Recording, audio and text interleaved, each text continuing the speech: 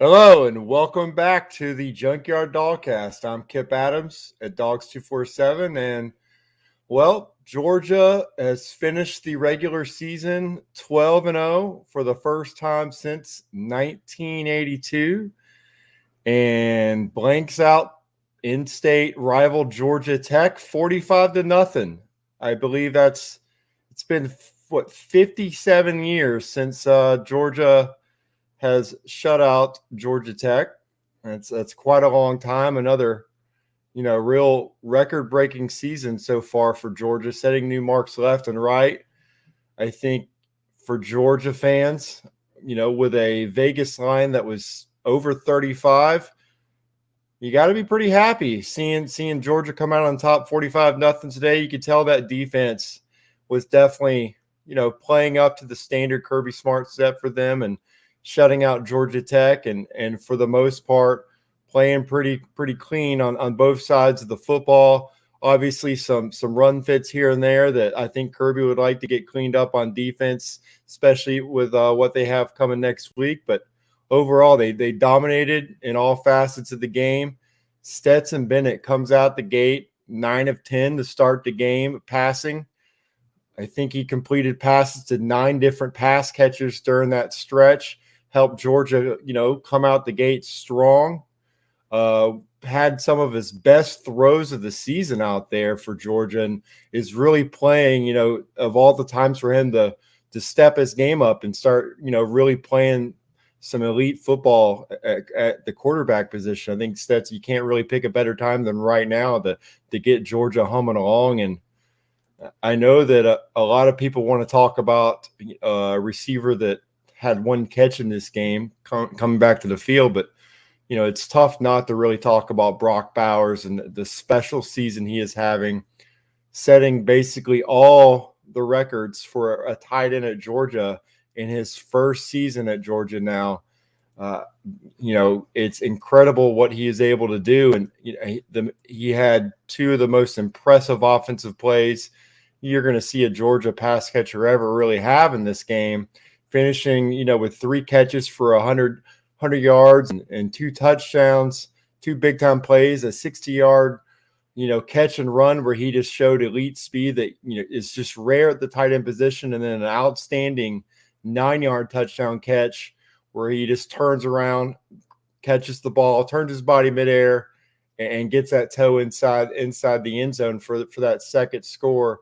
Brock is now, I believe, he's got 10 touchdown catches. He's got 11 total touchdowns, 652 yards receiving, and 770 yards from scrimmage.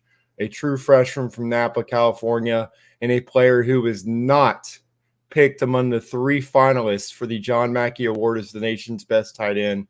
He already was, but he's officially made it known that he was snubbed. I'm pretty sure that committee would like a redo there for the John Mackey finalists there.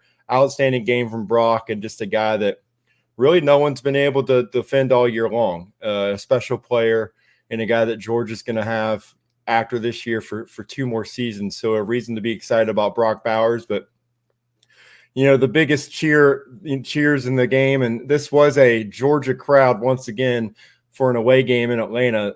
Georgia fans, I think conservatively speaking, 80-20, the Georgia to Georgia Tech fan breakdown there in Atlanta.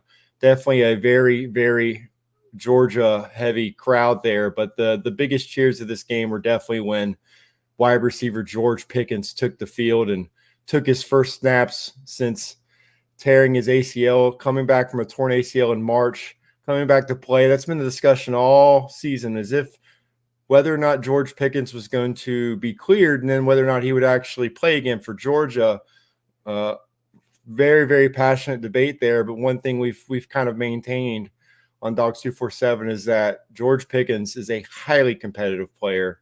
So to see him return to the field and against Georgia Tech of all teams, and then to see him, make that 5-yard catch, you know that he was fired up, but you really know that Georgia, his teammates and the coaching staff there were fired up for him to be able to get back on the field and return from that.